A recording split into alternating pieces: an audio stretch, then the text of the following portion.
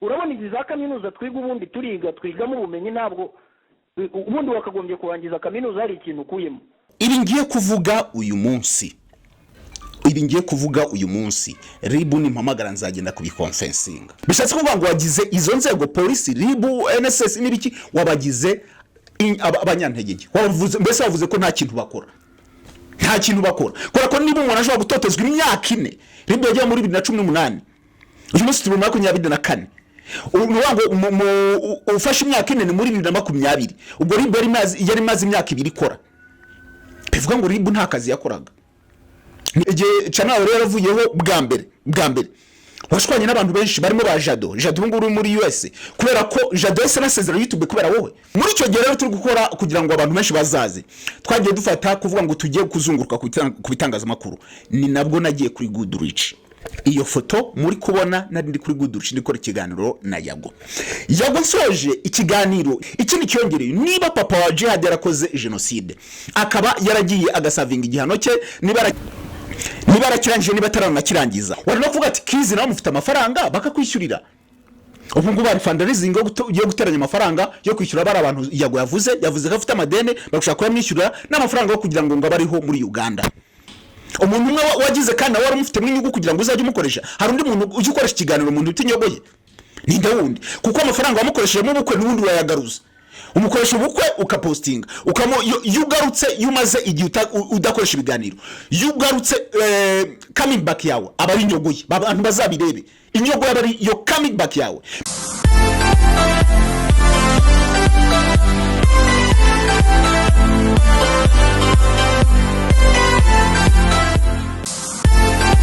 Reka rero mbifurize ibihe byiza mwese mukomeje kugenda mubana na Kame Official. Uyu munsi turi ku cyumweru, no munsi navuga ngo kumbuga nkoranyambaga hari gutwika, hari gushya, hari kuba ibintu byinshi cyane mu bijyanye n'ibintu bita showbiz iyo mu gihugu cyacu cy'u Rwanda, mu gihugu cyacu dukunda. Ariko ikintu cyakomeje kubabaza abantu, cyakomeje kugenda kiza mu mitwe y'abantu benshi, nuko ibintu biri kuva muri showbiz bikaza navuga ngo mu cyitwa amateka y'igihugu cyacu, bikaza mu cyitwa icyo umuntu yakwita nk'amateka. Ibyo ngibyo ibi ngiye kuvuga uyu munsi ribu nimpamagara nzagenda kubikonfensinga. Ni ikiganiro umuntu witwa Nyarwaya Innocent yashyize ku rubuga rwa YouTube, kirarebwa pe. Nyuma yaho yaje gukora urubuga rwa WhatsApp, ndetse kugeza ubungubu tuvugana harimo abantu barigera 1023 bari ku rubuga rwa WhatsApp bagiye bavuga big energy. Ibyo ngibyo ni nyuma yuko Yago mwese murabizi yaramaze guhunga igihugu, akandika ko yahunze igihugu. Byanamunaniye gusobanura ubwe, akaza kuvuga ngo ntabwo ahunze igihugu ahubwo ahunze ngo agatsinda sinzi ngo kabagizi ba nabi, cyangwa se ngo yahunze agatsiko k'amabandi. Agatsiko k'amabandi, remember iri jambo muryibuka umuntu witwa EVODE UWIZEYIMANA yajyaga arikoresha, agatsiko k'amabandi, just iyo nyine agatsiko k'amabandi. EVODE nawe yarakavuze. Ariko Yago ntabwo yibagiza ko cyangwa ntabwo abyibuka, cyangwa se yenda nta nubwo abizi, ariko ijambo agatsiko k'amabandi ni ijambo ryagiye rikoreshwa mu bantu banga igihugu, mu bantu basenya igihugu, mu bantu bagira gute. Nubwo yenda wabivuze uyu munsi yicaye muri Sena, ariko icyo gihe yabivuga kuri BBC yari yaratesheje icyo gihe muri 2013 murabyibuka, 2012. Uyu munsi ayo magambo niyo Yago ari gukoresha. Icyakora kubwanjye nabonye ntaho havuye nta nagiye kuvuga ngo ntabwo nahunze igihugu ahubwo nahunze agasiko k'amabandi. Mu buryo bumwe Yago mu kiganiro yakoze ni nayo mpamvu yagikoze yahunze igihugu mugani kirimo ibyaha byinshi. Ibyaha byinshi nabivuga gute? Yabanje gufata abantu bita abo ba Irene, abantu bita ba Djihad, avuga ko ba papa wabo basize bakoze genocide mu Rwanda, ndetse akanavuga ngo sinzi yavuze kuri Eminyawe ngo papa ngo yamutemye ngo mu mutwe, kugeza ubwo akoreshaga amagambo asa naho aremereye cyane, akavuga ngo nubundi ng'imihoro ngira cyabarimo. Just mwumvise kiriya kiganiro ntabwo ikiganiro cya showbiz, ni ikiganiro gisa naho Yago mu byukuri bisa naho ari ibintu muri we yifite n'ikintu gisa n'ivangura. Ati papa nawe akoreye igihugu ibintu nk'ibyo. Nagiye mbona abantu bagiye bandika ku mbuga bakavuga se papa wawe ni general nde, ntabwo ari maybe papa yakoreye igihugu ariko ntabwo ari wenyine wagikoreye kuko nabo ngabo wasanga abo ngabo ari kuvuga wasanga nabo ababyeyi babo cyangwa se umwe muri bene wabo cyangwa aragize gute kuko ntabwo bivuga ngo niba hari bamwe avuga ngo nubwo yenda atabisesengura akabigira gute ariko hari abavuga ngo abangaba banaba harimo n'abakoreye igihugu harimo abakoreye igihugu ntabwo bavuga ngo bose basize bahekuye u Rwanda. Rero iki kiganiro ngikoze mbabaye ndetse cyane nshaka kugira ngo nadressinge umuntu wita Yago kuri buri kintu cyose. Yago urabizi ko nkuzi, urabizi ko tuziranye. Ndaguheraho Yago ndabanza mbihuze n'umuntu witwa Nzeyimana. Yavuze umuntu witwa Nzeyimana aravuga ati Yago Nzeyimana ni umuryi wa ruswa, ati ni umuntu ukoresha igitangazamakuru cy'igihugu arya ruswa kandi mu by'ukuri akoresha mugari igitangazamakuru cy'igihugu akakaba abana babatoya kugira ngo promoting agire gute. Murebe ikiganiro kiri kuri RTV kimaze amezi 8 icyo gihe mu byo Yago yavuze ko Nzeyimana atigeze hostinga mu biganiro bye kugira ngo avuge ku mpano ye cyangwa kugira avuge ku miziki cyangwa kugira avuge ku bikorwa bye. Icyo gihe hashize amezi 8 Nzeyimana aramuhostinze yafite launch amuhostinga ariko umwana afata ku mavuta nawe yanavuze ko asabye ibintu bye fata ku mavuta avuga ingingo 3 zituma abantu bashaka kuzitabira igitaramo cya Yago. Icyo gihe Nzeyimana aramuhostinze bivuga ngo ibintu yavuze kuri Nzeyimana ni ukubeshya. Ntabwo bivuze ko Nzeyimana koko atajya arya kwa bitugukwa ariko n'abantu benshi. Yago wewe muri 2000 ngira ngo na 17 cyangwa na 16 icyo gihe wakoraga kuri Goodreach. Icyo gihe abana ndimo twari twarafashe twishyira hamwe dukora icyo twari twarise ngo ni Impano Gates cyangwa se Oasis Organization. Icyo gihe ari umuryango wo kugira ngo tuzajye dufasha abana b'imfubyi badafite mikoro bagize gute tubafashe. Twaje gutegura igikorwa cyo gukora fundraising y'abana n'abana b'inyamasheke 3 bari barabuze ababyeyi babo. Papa yapfuye nk'uyu munsi, mama wabo apfa haciye icyumweru, abana basigara bari helpless barabinyamasheke. Yewe myself nagiyeyo gukora documentaire y'abana tujya kumva tugira gute documentaire abantu benshi barayibonye. None tuza kubona ko abana basigaye nta hantu bafite baho kuba, icyakora bari bafite muri umuna wa mama wabo waraga mu miduha ariko nawe adafite ubushobozi. Barabizi ngira ngo abantu bari kureba iki kiganiro ibyo bintu barabizi. Icyo gihe twakoze ibyo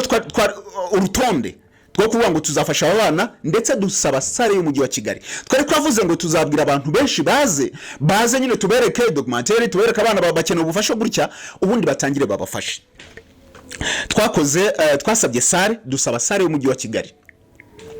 Biza no kurangira bayitwimye bucya, ngira ngo bayitwimye kwa 4 tuzakora icyo gikorwa kwa 6 bitewe n'umuntu witwa Aline Gahongayire.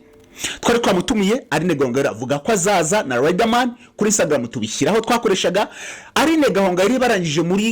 mujyi wa Kigali bamubaza se ibikorwa uzaba uhari. Aline Gahongayire aravuga ngo abantu n'abateka mitwe ntabwo mbizi. Aline Gahongayire bimaze kuba cancelled yaje kuko ni nimero yanjye baga kuri iyo ntuze n'ijya umuyobozi wayo Oasis yaje kumpamagara. Muri icyo gihe rero turi gukora kugira ngo abantu benshi bazaze. Twagiye dufata kuvuga ngo tugiye kuzunguruka ku bitangazamakuru. Ni nabwo nagiye kuri Goodreach. Iyo foto muri kubona nari ndi kuri Goodreach ndikora ikiganiro na Yago nsoje ikiganiro ngewe ntabwo namwandikiye twabanaga muri groupe ndamwandikira mbwira musaza ko mfite akakorwa kanaka mwohereza ntuze mwe kuko muri icyo gihe twari twaragiye nari naranditse amabaruwa menshi nari naranditse baruwa kugera no kuri ibaruwa muri presidence njye wayijyaniyeyo ngera kuri reception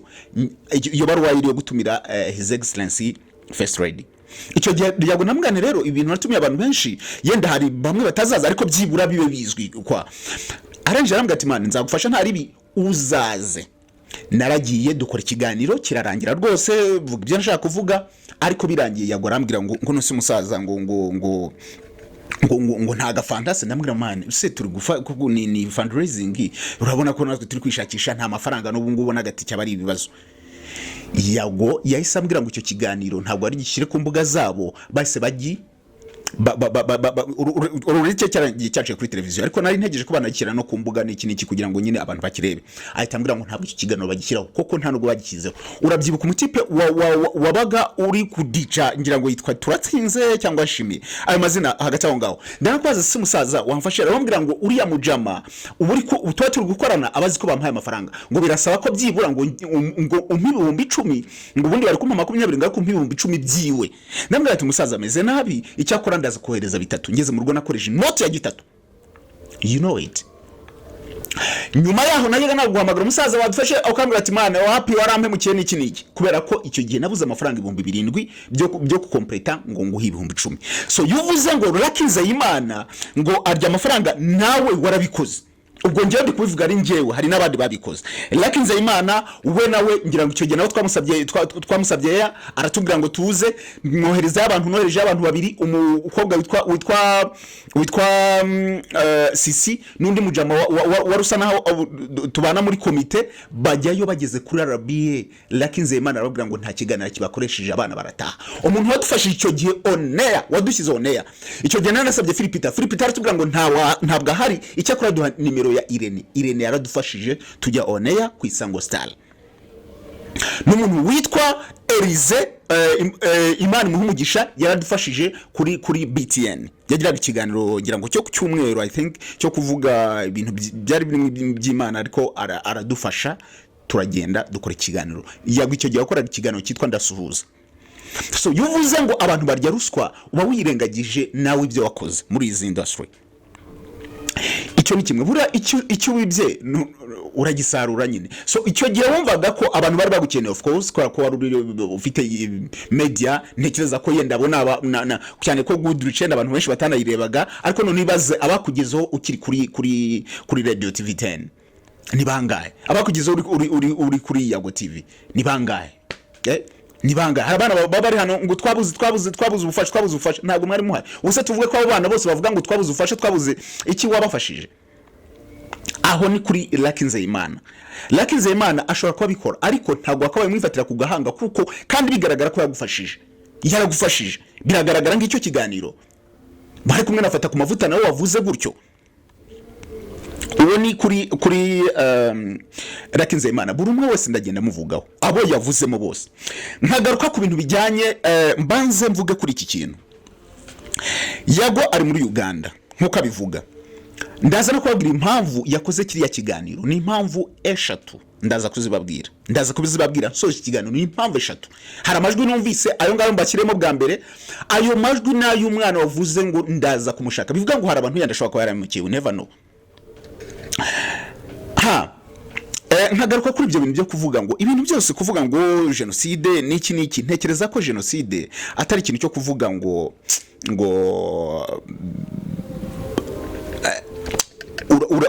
uravanga nibi bintu byacu wavuze kuri Brian uvuga ko Brian yihakanye ababyeyi basimbizi yenda avuga ko ise yiyahuye ibyo simbizi ariko ntekereza ko muri ibi bintu tuba turimo bya showbiz ntabwo ari byiza niba umuntu yakwatatse ntekereza ko umwataka nkawe ntabwo ntekereza ko mu bantu bose bakoze ba DJ Brian hari umuntu ugeze yataka umubyeyi wa Yago hari umuntu ugeze yataka mama wa Yago ntekereza ko ntawe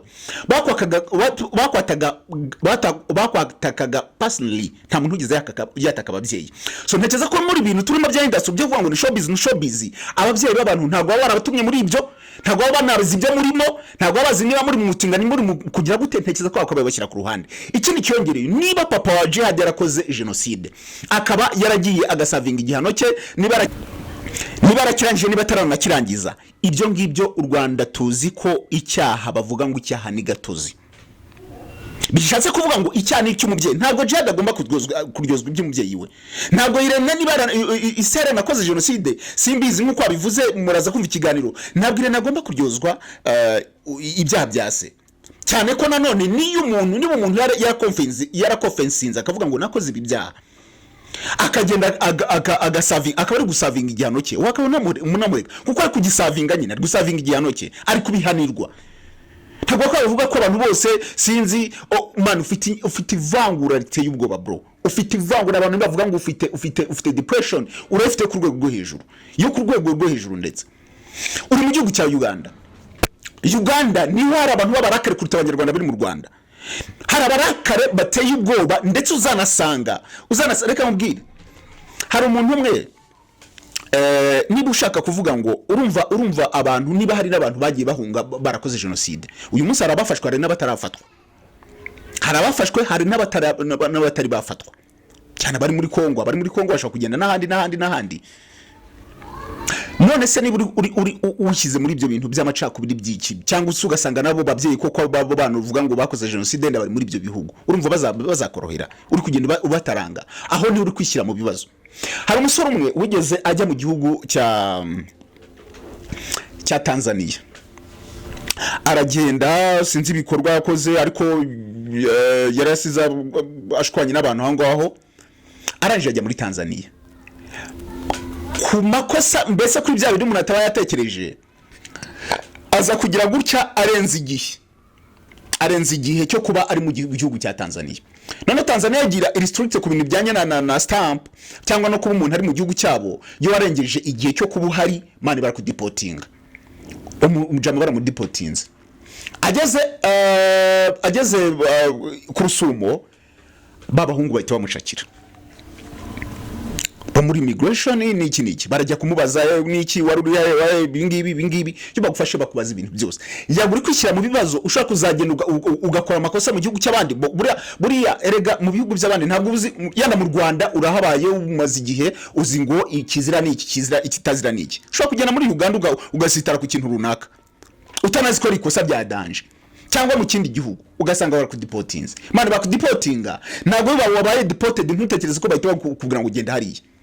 baragufata bakanza bakareba koko ni buri clean ahantu hose kabati ubundi kwari muri Uganda kugezwa bakudeportinga ubundi wari uri mu biki bakagenda ibyo bintu rero byose uri kuvuga mu buryo bwo kugira ubu bintu byose wavuze ubifitiye amakuru ko wavuze ngo hari agatsiko kamabandi iryo jambo wumva ukuntu remereye icya kabiri ngo impunzi igihugu icyo ngicyo na uzisaga cyate cyo kuvuga ngo uhunze igihugu bihurwaho abantu barwanye ubutegetsi icya gatatu kuvuga ngo hari agatsiko ngo kagushaka ubundi se kuki kadagufashe muri iyo myaka ine yose warurinzwe na CTU warurinzwe warurinzwe niki kuki batagufasha kuvuga ngo abantu bateraga amabuye kuki utajyanye icyo kirego kuri RIB bishatse kuvuga ngo wagize izo nzego polisi RIB NSS n'ibiki wabagize abanyantege mbese wavuze ko nta kintu bakora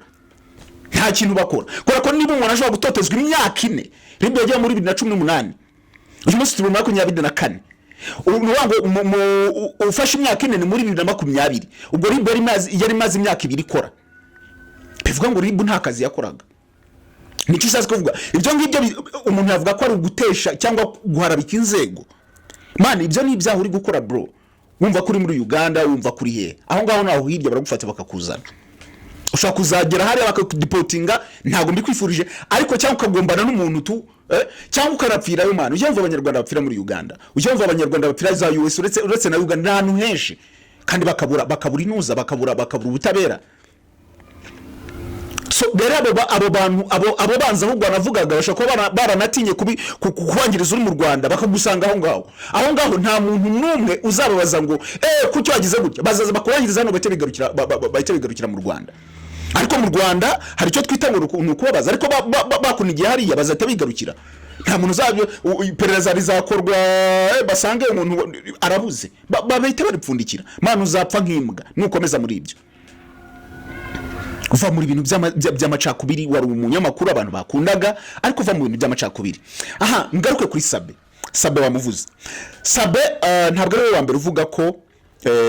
hari icyo twemeranya ntabwo ari we wa mbere uvuga ko Sabe ari indyarya so wa mbere ariko nanone wibuka ngo Sabe nubwo avuga ngo afite ngo agiye control YouTube ariko n'ufite igitangazamakuru kiridinga mu gihugu ni umuntu ufite igitangazamakuru na cyanditseho media for change ni umuntu ubajije wavuze ngo nta kintu bakoze Sabe yagiye afasha reka duhere kuri Dr Kanimba muzi ko bakoze fundraising ya miliyoni hafi 100 na uyu munsi yaje gushimira mujya kuri wa mudamu hari abadamu ngira ngo wari ufite umwana akajya kuvurizwa muri bakamushakira itike sinibika amazina ye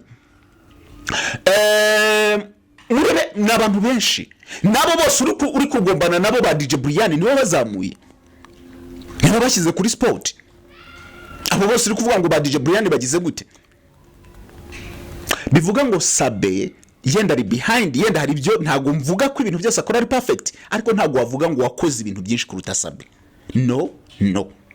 Umuntu umwe wagize kandi wari umufite mwinyugu kugira ngo uzajye umukoresha. Hari undi muntu ujye ukoresha ikiganiro umuntu utinyogoye. Ni ndawundi. Kuko amafaranga wamukoresheje mu bukwe n'ubundi wayagaruza. Umukoresha ubukwe ukapostinga. Yugarutse yumaze igihe udakoresha ibiganiro. Yugarutse coming back yawe abari nyogoye. Abantu bazabirebe. Inyogo yabari yo coming back yawe. Bivuga ngo n'ubundi byo wamukoreye amafaranga ahubwo inyogo wakaba yumwishyura. Ariko mbwira amafaranga Sabe umuntu witwa Dr. Nani Kanimba yamuhaye. None se Kanimba wari ugira ubona Sabe mukoresha ikigano buri kanya twagize gute? Twagiye gute? Twakoze ubukwe twagize gute? Wari ugira ubona bimukoresha. Sabe arabikora ariko nanone after sides pezi ziri week abantu bavuga, ariko izo nge ntago nzizi. Turareba nkuko wavuze ngo barebe ibikorwa. Urebye ibikorwa Sabe yakoze ntago ushobora kubigeranya n'ibyo wakoze, kuko ibyo wakoze abantu wazanye n'ubundi warabagiraga waraba exportinga arabu banyogoye. Nta wundi muntu ngira ngo igihe warabuze igihe channel yaravuyeho bwa mbere washwanye n'abantu benshi barimo ba Jado nguru muri US, kubera ko Jado yese nasezera YouTube kubera wowe, kubera ko yarafashe inyogoye akamuhuza sinzi na yaka. Ntabwo icyo gihe wasakuje ngo bafashe inyogoye, none we kuko ushaka gukoresha abandi bizaniye, kushaka gukoresha abandi umuntu yazanye. Ngiri kuri Sabe, wavuze ngo Sabe yafashe ikiganiro cyawe ngo wagomba gukoresha Titi Brown avuye muri gereza ngo ahita mwishyura. Ahubwo Sabe navuga ko ari umuhanga muri business. Njyewe nshobora kuba ncuruza ji, Nuri yacuruza ji, ariko noneho njyewe waza kugura ji nkaba nasize utubombo tw'abana. Umva, hari ivuriro ryitwa ngo riba ku Muhima, yenda bataze kuvuga ngo ndi kwamamaza ivuriro uretse ko bitemewe kwamamaza amavuriro, ariko iryo vuriro iyo umubyeyi ni ivuriro ry'abana, iyo umubyeyi agiye kuvuza umwana haba ari twatuntu tw'udukinisho. Umwana atahana akantu k'akamodoka, akadege, utuntu tw'udukinisho. Dr. nibyo yazanye n'utubombo. Ibyo ngibyo ntabwo uzavuga ngo ngo kubera iki ngurira muntu ngo agurira abana ngo tudege. Ni customer care. Rero Sabe yasomye ibihe. Sabe tunabyibuke ko ari we muntu wazanye ibintu byo kujya mbere Sabe ari mu bantu batangiranye na YouTube Bob. Ntabwo ari imbere cyane kuko ngira ngo ba Red Bull babitangiza 2013 n'iki, ariko kujya kuvuga ngo ajye gukora ama interview. Sabe ari mu bantu babitangiye. Ubu ndavuga ku giti cyabo, uvanemo ibinyamakuru uvuge uvanemo igihe uvanemo, ndavuga ku giti cyabo. Sabe yakoraga iriya channel ye yitwaga ngira ngo ni amakuru iki, bakoraga ibiganiro bya recording. None babonye ko ibyo biganiro bya recording ko ba breaking inkuru zivanze neza politike n'iki babona ibyo bintu bitazagira mu gihe bari baze gufunga bari abasore ba iwacu. Sabe nibwo yaje gusoma ibihe, aravuga ati byari byose ibintu by'inkuru za politike ushaka kuzagira, kandi koko ari gusoma abantu ba mbere bamaze kubafunga. Aravuga ati reka mbivemo, ahita kuraho content zose. Sabe yatangiye kujya kuri ikiganiro cya mbere gikoresheje umuntu witwa uriya mukobwa w'umuhanzi Oda Pasi. Niwe muntu yakoresha ikiganiro cya mbere cyo kugira ngo bakore ibintu by'ama interview. Icyo gihe aramaze kuva muri ibyo bintu, so aravuga ati reka abantu uzajye mbashyira kuri kamera mbavugisha. So niwe muntu wa mbere. Sabe niwe waspirinze abantu benshi kujya kuvuga ngo bakore ibiganiro, tubyemere. Rero Sabe nk'umuntu n'ubundi warebye kure, n'ubundi ntabwo niba yaradutanze kureba kure kuvuga ngo atangize ibiganiro, ntabwo byari gitangaza kongera kureba kure ngo azajye yishyura abantu. Kubera atangiye kuvuga ati rero abo bantu amacano yabaye menshi, icyo gihe yenda yakoraga ari wenyine, abata amacano yabaye menshi, abantu benshi baba bakeneye umuntu agatereba umuntu akamwishyura. N'uburyo bumwe gukora business kugira ngo wunguke urashora. Niba wowe utarashoraga Sabe agashora, ntabwo ntekereza ko babimuzize. Wataka ngabo bajya gutanga ibiganiro, kuko niba nanjye niba ugiye kumpa ikiganiro umuntu akambwira ati ikiganiro cyawe ndakigura, si ucuruzi se nawe ugiye kugicuruza, narebo uriya kuko wendaza ngiguhe nta kintu uri bumpe, ariko uriya ndakimuhama amafaranga. Ntabwo rero narenganya Titi Brown, kubera ko Titi Brown yaravuye muri gereza, yarakeneye amafaranga yo kwisana. So niba utaramuhaga ayo ngabo wamuhaye muri gereza uzababaza ubuzima babamo, ayo ngabo yakoresheje muri gereza, ni n'ikibazo ahubwo kuba warafashije umuntu ukagenda ubitaranga. ngo amaye ingumbi none sura byicuza ivyo ubuse tuvuga ko abamufashe bose baze kuri kamera bavuga ngo twamufashe twagize gute aho yarageze ntabwo arakeneye ibyagereza bamufashe ibyagereza bagomba kumufasha n'icyo gihe rero Sabe yasomye ibiravuga cy'umupeti akeneye amafaranga yo kwisana agahita amuha amafaranga yaramwishyuye nyiri ikiganiro yakiguze ntabwo rero Sabe ari kosa nawe wari ufite amafaranga agomba kugura ikiganiro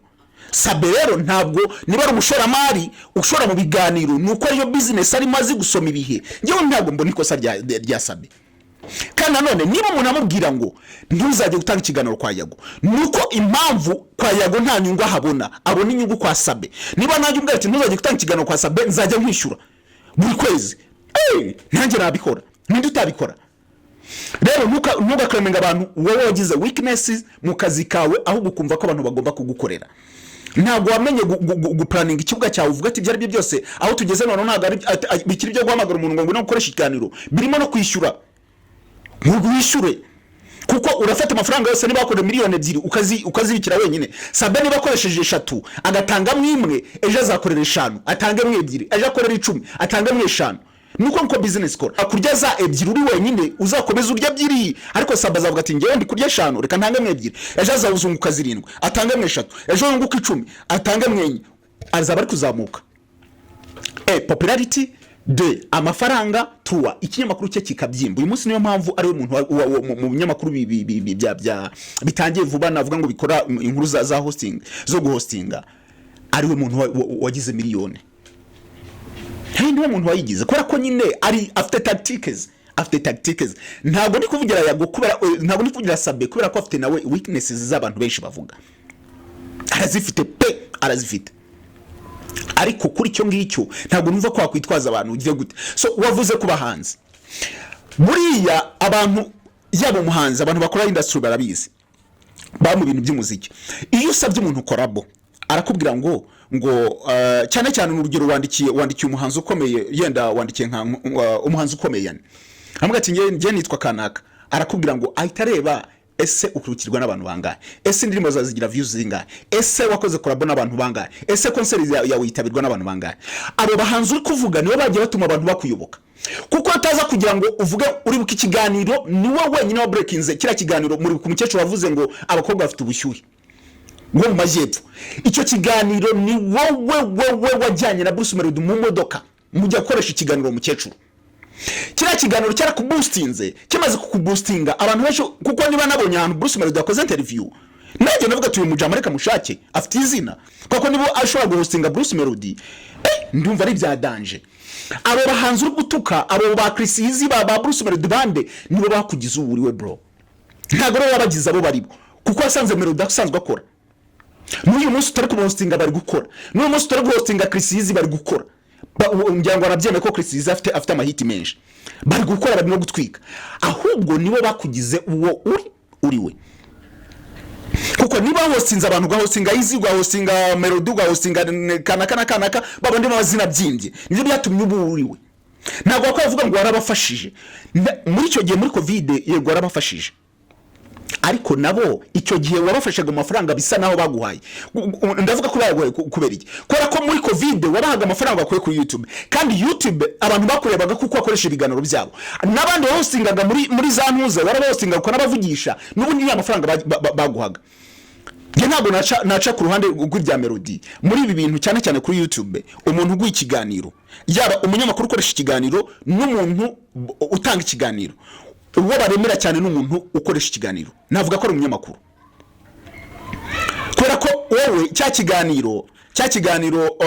ukoresheje umuntu uraje ukoresheje umuntu yenda afite impano ati dusanze umwana ari kugira gutya ako kanya bita mufasha iki abantu bake baramumenya ariko se biramufasha iki ariko wowe urinjiza mu buryo bw'amafaranga wowe kugira ngo azatangire kwinjiza mu buryo bw'amafaranga ni kera uyu munsi inyogoye aramutse avuze ngo ngiye gukora chano yanjye ntago yakunda just afite izina kuko ari kuri iyo chano nta handi bivuga ngo rero aho ukura amafaranga ni abo ngabo nibo bayaguhaye ntago ari wowe bahaye bo baguhaye icyo twita amafaranga kandi niyo twese tuba dukeneye bro abajama ahubwo ni imari zawe mugero witandukanije n'abangaba niyo mpamvu uri gukora hari biganiro gukora ukagira views 6,000 ibyo biganiro ntabwo ugize biba kuri chano yawe mukora ko nyine ni rwo rwego nyine kuko ibiganiro uri gukora nibyo uri kubavugaho nibyo biri gucuruza ariko ibindi wosinzi n'umukecuru wagize gute biri gucuruza ntabwo uri gucuruza kubera ko abo bantu nibo batuma nibo twemere abo niyo tuvuga ngo tuba content creators ariko bariya nibo ntabwo okay mbivuga muri essence ntabwo muba muri abanyamakuru nibo barababaho amakuru ni muri abatangaza mbese batakoze amakuru mwagira gute ntacyo wavuga so rero kuvuga ngo abahanzi ngo wagize gute ngo ubifatiye ku gahanga bro wavuze ku muntu witwa fata ku mavuta namugarutseho ariko reka nongere kumugarukeho fata ku mavuta navuga ngo yarihigiye ikindi uri mu bantu bamuzamuye koko muri ibintu bya operation ndibukora uko mukoresha operation ya mbere uvuga ngo ari kuvuga ku kintu cya Bruce Melody yakoze concert muri arena ari kuvuga buryo ki Bruce Melody atujuje arena yego ariko nawe muri bira bya concert yawe yaragufashije bro kandi nanone ntukishimire ko abantu ese ko ushaka ko abantu bavuga ibyiza gusa bro nicyo twita showbiz nyine abantu bavuga ibyiza gusa nibibi barabivuga we ntabwo ushaka ko bavuga ibibi byawe ntabwo ushaka ko bavuga ibibi byawe bagomba kubivuga ko kuri muri showbiz nyine rero ntukavuga kanaka yagize gute bro nta muntu ukugomba ikintu na kimwe ugomba kwiharanira ukirwanirira nta muntu ukugomba na kimwe ukugomba ikintu na kimwe muri industry nta muntu n'umwe ukugomba ikintu na kimwe niba utakoze indirimbo ngo bayangishije abantu hari umuntu waje kumbwira ngo ntujye ahubwo ntekereza ko no kukuvuga kuriya bituma ahubwo bizamuka niyo bavuze ngo yagwazi kuri aririmba nabi man ni ahubwo nabo batuma ubona views naho umuntu avuze ngo kanaka aririmba nabi mitanjya kureba reka njye kumva muja muririmba nabi yo si views mba nguhayeze nubwo nje kureba kuririmba nabi njye ninkonfirmira niba bavuze ngo aririmba nabi aratekira no mu mutwe ngo uririmba nabi cyangwa ahubwo birakonfirmwa nuko nsanze ko kuririmba nabi ahubwo nuko ibintu byawe nta bro wishizemo abantu kandi bizakugora ahubwo uri kwijyana mu ntambwe mbi cyane bro biri kwijyana mu ntambwe mbi cyane ugera ku muntu witwa Philipita ntabwo nahakana ko muri industry bamvuga nabi yaba ku bintu bya gita kiri kwisango yaba kuki Philipita agitangira Philipita 250 ariyo baje kwita the choice icyo gihe yaratangiye ngira ngo arafite aba subscribers 10 Peter urabyibuka icyo gihe nakoraga kuri authentic icyo gihe nakoraga n'umujama witwa Isa Peter ahamagara Isa aramugatura mupeti wamuma yakazajya inkuru za gospel Peter ndagenda duhurira mu isoko bya Nyarugenge Peter turahagarara uri kumbwira ngo bro ngo urumva ngo uyu munsi ngo ninjye usigara muri vibe ngo kuva nani uyu muniga nkunda no kumwibagirwa muri guru US wanaje gukora ngo concert ngo ari Sudi ya aravuga ati kuva bari Sudi bagenda nabakarangura abana baraguye nabande nabawugeziwe so urabona nijyo sigaye so icyo gihe ya YouTube ntabwo abantu barasobanukirwa arambwira ngo rero ngo nukuzajya ngo muhe inkuru izo za gospel twakoraga kuri authentic kuri njye wajyaga kuri tele nyine inkuru za gospel nzifite akambwira ngo uzajye muha ama interview ngo noneho ngo azajya nanjye ashyira mu kigano cya Sunday night none ari karambwira ngo urumva ngo ndambwira none se ubuzanyuma kamera nyine ngo yangu uzajya ngo wikosha ndambwira nyine uzajya umpa ku mafaranga ngo yangu urumva se ngo amafaranga uri bw'ibintu ngo ntago bihemba ngo kugira ngo umuntu azamure gusanga abone ko n'umuntu ngo aza kwamaza ngo imyenda ngo nta mafaranga arimo kuva icyo gihe nisaha ngira ngo umwaka ushize namubwiye Peter wampaye akaganira mari ko ari umujama nshaka ko azajya umfashiriza arambwira ngo rega ngo ntago byishyura niko yambwiye n'uyu munsi chat zenda zifite Peter so Peter rero ku kintu cyo gukunda amafaranga na giti ibyo byo reka tubyemere ko bihari ariko nanone Peter kuvuga ngo wahishe shene yari umuntu uri kugesinga nk'abandi bose ko kuvuga ngo shene ngo bayikuyeho gutese byigeze sabe byamubayeho rimwe ngira ngo icyo gihe aravuga ngo abantu ngo bamugize nawe ayikuraho ngira ngo ariko kuvuga ngo kiragiye Peter avuze ngo shene wari wayihishe kubera iki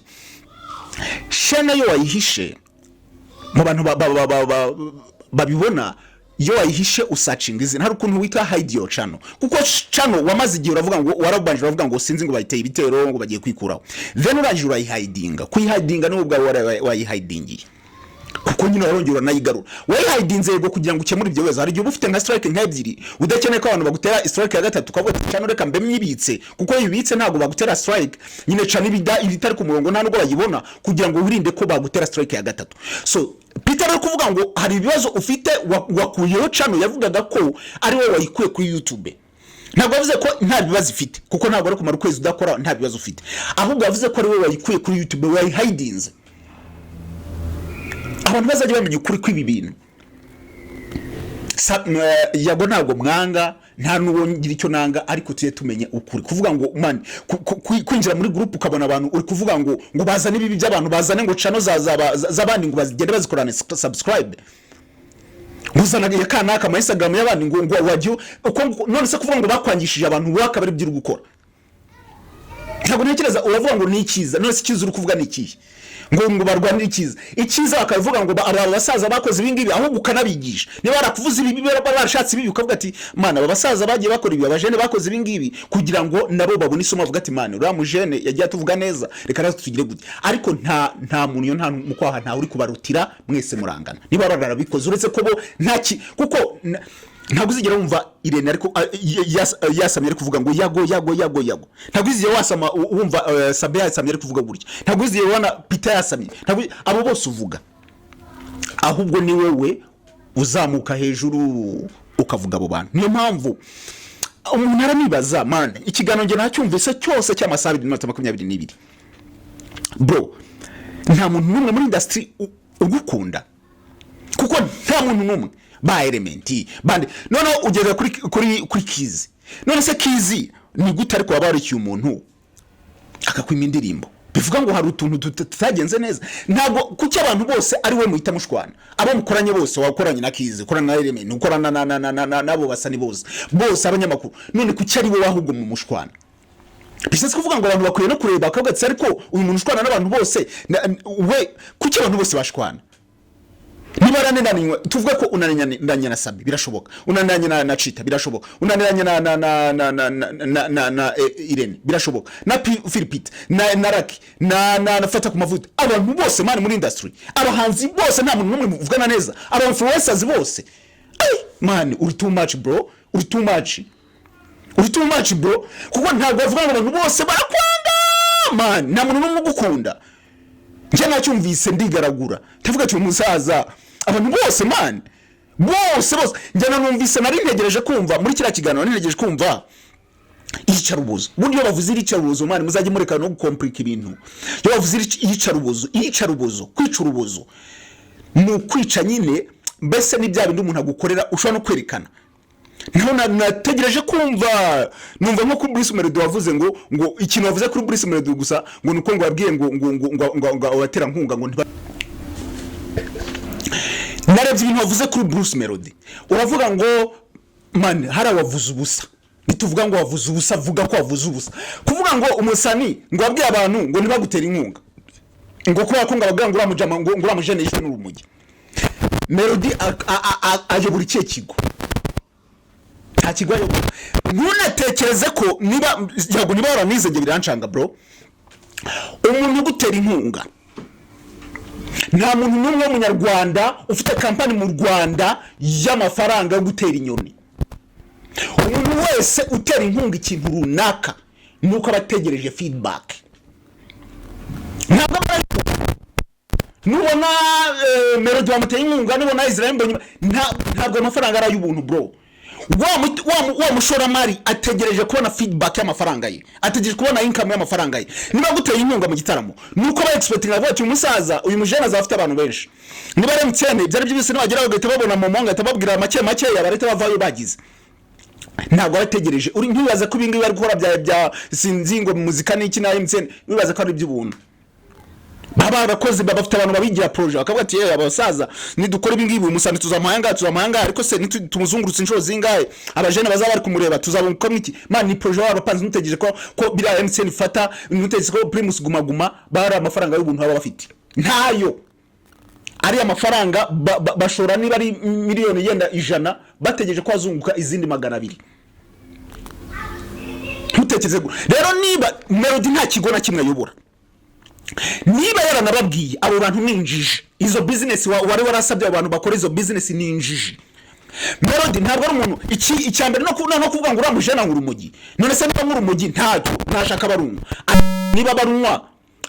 reka nkubaze, ninde muntu utazi ko Burna Boy ngurumogi?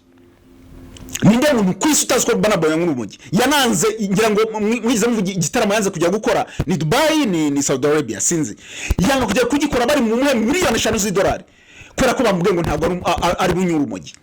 Ariko se n'isi yose izi kwa nyurumogi, Burna Boy ninde muntu wanga kwamaza mu bitaramo bye? Anaje mu Rwanda abone ukuntu abantu baterana ngumi bajya kwamamazayo. Bana basani bose ba Nigeria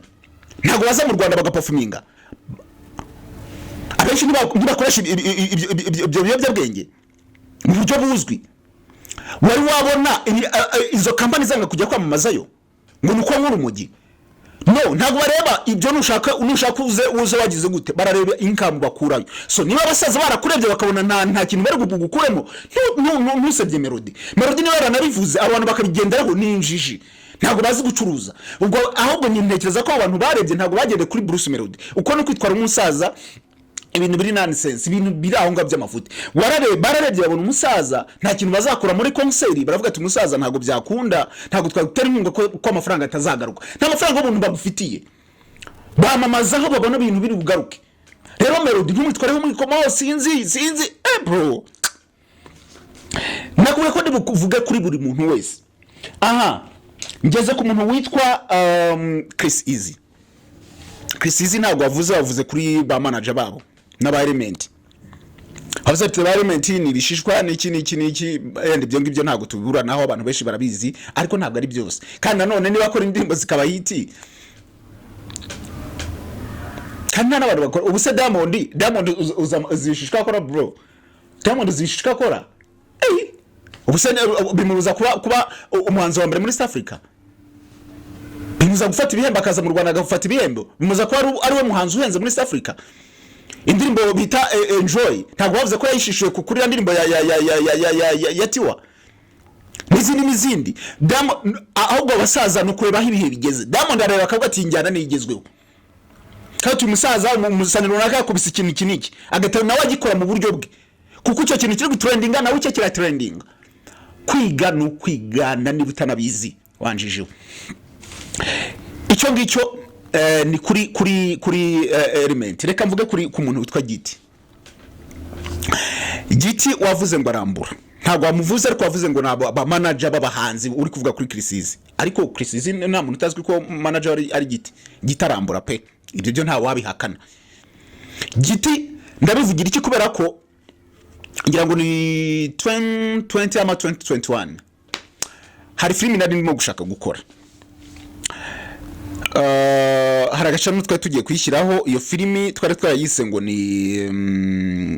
umukobwa w'umusirikare. Turagenda turashutinga, twashutinze episode nk'5. None turabati icyo gihe nibwo iriya Matrons of yari igezweho rokari kwisobanura. Turabati natwe dukoze filimi isobanuye, turagenda turanashutinga, twashutingiraga muri Meraneza.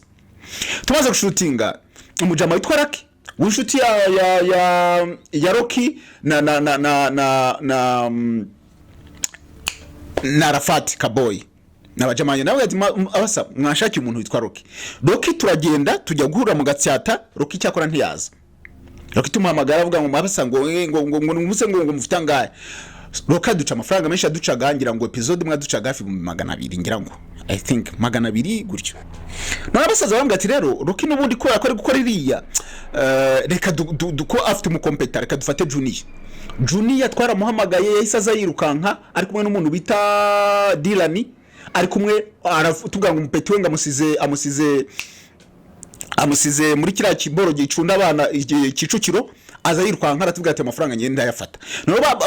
barafata barambwira ati usaza ko ari kubaka icyo gihe arimo kubaka ntabwo amafaranga yasubiza inyuma. Junior yemeye amafaranga. Junior urabyibuka ku nshuro ya kabiri nkuzanira filimi ukambwira ngo duhurire kuri Mezo Trésor, nkaza nahagera ukambwira ngo ntabwo hari ukambwira ngo usanga igikondo nkagusanga igikondo nkuzane flash ro filimi tukavana igikondo turi mu modoka kuri Prime TV ari buri kumwanga abajama ngo bagenda baguranga ngo followers urabyibuka bro nguha amafaranga icyo gihe filimi ntabwo wazikoze naje kubona filimi ya mbere maze igihe nkirukankaho uza kubona filimi ya mbere yasobanuwe niba ari ni The Great banza ari The Great niba atari Dirani urayinyohereza ngo ati musaza ntabwo twavuganye ba Dirani twavuganye wowe on Yasini kugira ni isaha ndarekera nari maze kugwa nabwo avance ngira ngo nabanje kuba 75 nongera kweza ibindi 50 ibyo urabyibuka Junior so kuba muzari umwambuzi ntabwo ibyenda nabivuga ibintu byinshi ariko n'umwambuzi ariko ntabwo yakwambuye ntabwo yeze uvuga ngo yarakwambuye cyo niki icya kabiri amanaginga abo basa n'inyine niba izi wari umutumiye ngo akanga kuza mu gitaramo ashaka ko yaranevye akabona igitaramo nyine ntabwo kiri kuri level icya kabiri ashaka ko yaranevye yenda ntiwanamwishyuye ntabwo kuvuga ngo kuko man baba batanze amafaranga bishyura none ikindi kintu nagiye mbona umusaza agivuga ngo uyu muntu namaye miliyoni man ufite amafaranga ngahe ko abantu bose agiye vuga uyu namaye miliyoni uyu namaye 500 uyu namaye miliyoni namaye none wagiye kwa element akorera mu 250 muha miliyoni izo n'indirimbo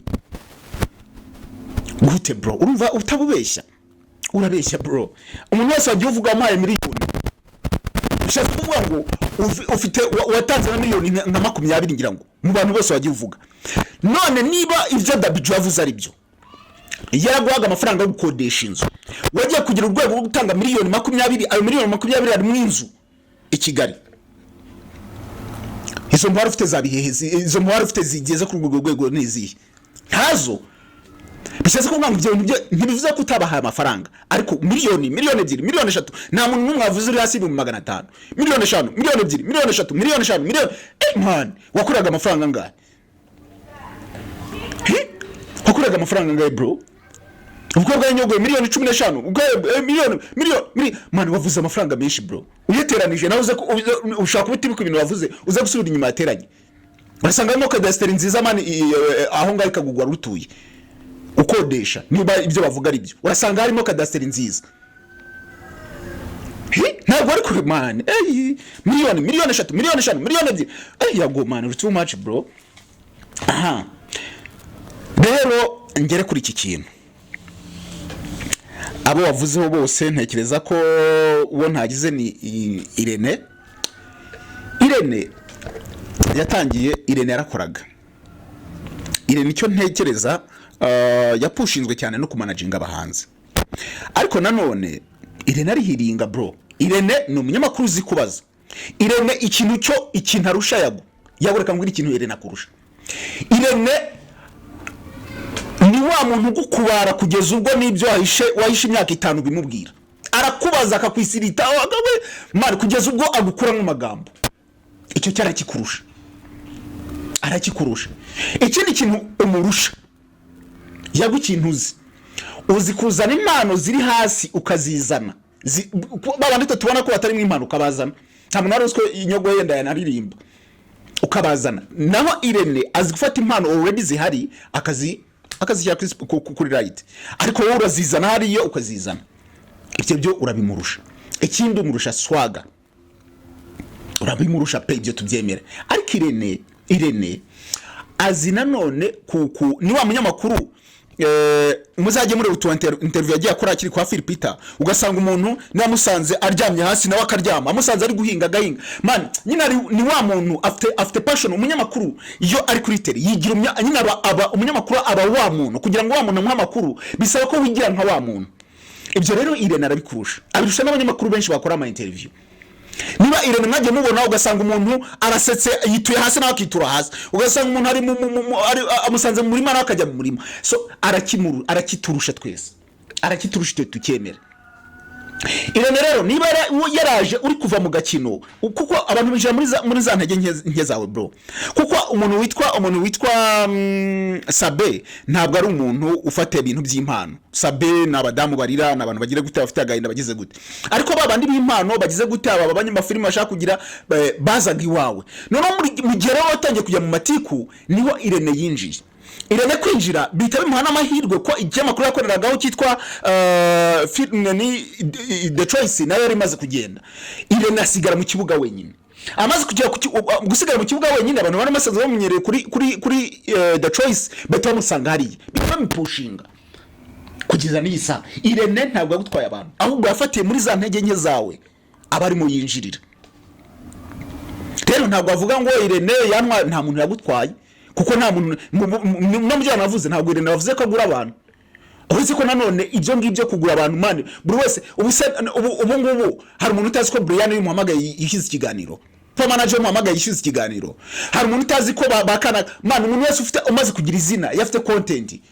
bagura ikiganiro, uretse umuntu ngira ngo nimero utajya wishyuza ibiganiro. Ariko umuntu wese abazi, nta muntu utazi ko YouTube irimo amafaranga, aza kugura ikiganiro nawe gusaba amafaranga. Bisaba investing bro, usaba investing. Hari abashyizeho ibiciro nk'aba Brian. So niba rero umuntu ageze kuri bavuga ati nanjye ngura ibiganiro, nawe ujya mu isoko nyine ubigure, n'abandi barabigura. Niba rero breaking news yigure nyine, yigure bro. Ureke kuvuga ngo uricaye na inyogoye ngo muri guseka, no uzahora mu nyogoye. Yago wa mbere abantu bamenyereye wari top chaster, ntabwo akiri top shatter, wari umaze kuba weak. Rero weakness yawe ntuvuge ngo abantu bakwangisha abantu. Hari umuntu ugeze ubumva abantu yago ahubwo nuko utazi kwika. Ubu ngubu wabonye ibintu ntuza, ibintu wakoreye jihad ariko yazabo ati jihad abantu applaud yabyo bro. Jihad ntabwo ajya se gusa, nanone ibyo bavuze kuri jihad bimwe na bimwe hari byo twemera. Jihad rwose bro, garukiraho ugeze ahantu habi bro, garukiraho kabisa, garukiraho niba ushobora kugenda ukikinisha kugira gute uri kugira biri too much. So reka mbabwire rero, ndabwira abo bitango n'aba big energy. Yago icyambere niwe mbaza kubwira mbere yuko mbabwira. Yago abantu barakoshagiza, muri bose ntawe ugukunda. Wakoze urubuga rwose abantu baza ari benshi, ariko muri bose ntawe ugukunda. Impamvu bakureba nuko uburi mu matiko. Ikiganiro cyose kiri mu matiko abantu barakireba. Reba interview y'uyu mukobwa The Ben yakoze cyagwize mama views. So nuko nyine kiba kiri trend. Icyo ni kimwe. Bariya mu gihe cyose uri gukora bundi y'abantu, iyo umuntu ari abantu bamugira barapushinga, komerezaho tubwire n'ibyakanaka, ukazisanga mu manza z'abantu benshi. Babana bakubwira ngo zana ubusa bw'akanaka, ukisanga mu manza z'abantu benshi bro. Abo ngabo nta numwe uzaza kukuburanira. Ndaguha urugero rw'umuntu umwe witwa w'umunyamakuru wajya gukora inkuru zisebye ubutegetsi, witwa Cyuma. Man, wajya kubona ukuntu abaturage bamukunda, ngo uratuvugira ngo ugira gute, ariko noneho bamaze kumufunga. Ninde mbwira umuntu umwe n'uyu ubusaba bose ntibari mu rugo, ntari gusavinga imyaka 7 bro. Rimwe na ugikoresha hano, ugikoresha hangaha bro. Ikiganiro ni advice for free, ndikuzigira for free, ntacyo nkwishyuza, for free. Ugikoresha abo ba big energy sinzi mani barakubeshya. Icya kabiri, abo ba big energy nabo reka mbabwire, mani mureke koshya umuntu afite depression. Mwebwe mumubwira ati mani gukora amakosa, mwereke inshuti nziza nikubwira amakosa uri gukora. Inshuti nziza ntabwo ariko ikoshagiza no mu bibi. Inshuti nziza ikubwira ati mani ariko hariya bro wakosheje, niyo inshuti nziza. Muri groupe yabo umuntu akubwira ati ariko Yago rero wakoze ibintu bagahita bamukuramo, bashavuga ngo yavuze ibintu bya mani. Ikiganiro wakoze kirimo ibyaha byinshi, ntabwo ndi umugenza cyaha, ariko kirimo ibyaha byinshi. Gufata abantu ukabashyiraho ingendo bitekerezo, ukabashyiraho genocide, ukabashyiraho bonse amashereka ya genocide bonse mani bro, wakabije. Abo ngabo wa big energy nta kintu na kimwe bazagusavinga, nta na kimwe bazagufasha. Rero mbabwira rero impamvu Yago yakoze kiriya kiganiro. Icyambere nuko iramaze kubona ko ibintu yakoze bishobora kuza gufatinira kuvuga ngo impunzi igihugu. Yakoze ikiganiro cyambere, kiriya kiganiro kugira ngo avuge ko atahunze igihugu, yongere yisegure ko yumvaga amaze kugira gute. Icya kabiri, Yago arakeneye gusaba amafaranga, ndabivuga. yago yavuze abantu yagiye amafaranga amaze kugira ahantu aravuga ngo hari abantu mfite amafaranga ntarishyura ariko ndi gushaka uburyo kinzishyura mu yandi magambo yarashatse kubwira aba big energy ati mu by'ukuri mfite ibibazo naranahunze kugira ngo wumve ko ubabwira ubuzima bwanjye urumva ngiye kujya muri location nshyashya mugomba kumfasha ariko mukarampa n'amafaranga yo kwishyura barabajene abantu bafite indirimbo wari no kuvuga ati kizi nawe mufite amafaranga bakakwishyurira ubu ngubu bari fundraising yo guteranya amafaranga yo kwishyura bari abantu yago yavuze ko afite amadene bagushaka kuyamwishyura n'amafaranga yo kugira ngo ngabariho muri Uganda ikintu wari ufite ya mbere yari gusaba amafaranga muri mu buryo buri indirect none group ayikoreye iki ngo babwire iki ko byo babwiye ibyo uvuga ubivugira ku YouTube wabishyize muri group y'iki wagize group y'iki hari imwe uri kuvugamo uri admin hari indi nta wundi muntu uvugamo hari indi bo bagomba kuvugamo batanga mu bitekerezo iyo ngiyo niyo mu kuvuga ngo hari ikintu gikenewe dushobora guteranya mu big energy akabaho neza muri Uganda urumva cyane amafaranga yo kurya cyane amafaranga y'iki yo kwishyura abajene impamvu ya mbere wari ukeneye yari yo kugira ngo usaba amafaranga naho guhunga byo man guhunga ni umurengwe umugani wabavuga ni umurengwe bunse umuntu ahunga u Rwanda gute man umuntu ahunga u Rwanda gute bro imyaka inabo abantu batakwishe mugana wari urinzwe na CTU wari urinzwe n'iki kuryo batakwishe muri iyo myaka ine aho ngaho usiriho ni mwijuru kuryo batagusanga aho batagusanga bro bara abantu bagushaka naho aho ni naho habi ugiye kwikura kuri field abantu abo bafashaga bari mu Rwanda baguhanuza urakora iki kwahubwo ugiye kuvuga ngo ugiye ku muzigo ku bantu bazajya bagwa amafaranga hendi kwa muri Uganda nabuze amafaranga kugira gute nige mumfashe kora ko nyine nturi gukora uzakora guteze man iki buriya reka mbwira abantu bakora ibintu by'ama interview akazi kanyu kare mu Rwanda kora ko abo uhigano bari mu Rwanda muri Uganda urayande bande babyumva bayidikenzo bande babyumva ko muri Uganda bafite ababo bahafasha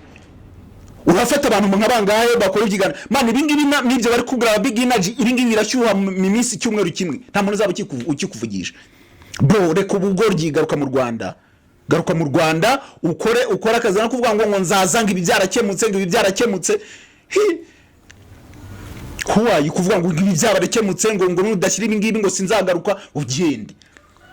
nasi igihe cyose utakoreshaga interview abahanzi ntibatwikaga uyu munsi bari mu makonseri bari kuzunguruka umunsi bari gutwika indirimbo zikubita ama views bro reka ubugoryi ikiganiro nagikoze kugira ngo na addressing abantu aba big energy sinzi n'abaki yago yafasha kibumbira mu kantu kakane mani mukurikire muzi ibyo mukurikira umuntu afite depression umuntu afite ibibazo binakomeye bigiye kugira ari kwishyira mu bibazo n'inzego ubu muri ribo harimo ibirego byatangiye kugeramo abantu batangiye kumurega ko bashinje ingenga bitekerezo icyo cyaha mani icyo cyaha bo wivugisha ngo genocide ukayifata nk'ikintu kiri aho ngaho uyifata mu bishyira mu bintu binanisense ndabashimiye amazina yanjye ni Chris Kame reka tubane mu bantu bakunda ibiganiro dukora mushobora kuzajya mu abave ntabwo cyari kiganiro cyari kwa addressing mushobora gukanda subscribe mukakora share n'iki kugira ngo dukomeze tubane mu biganiro byacu ciao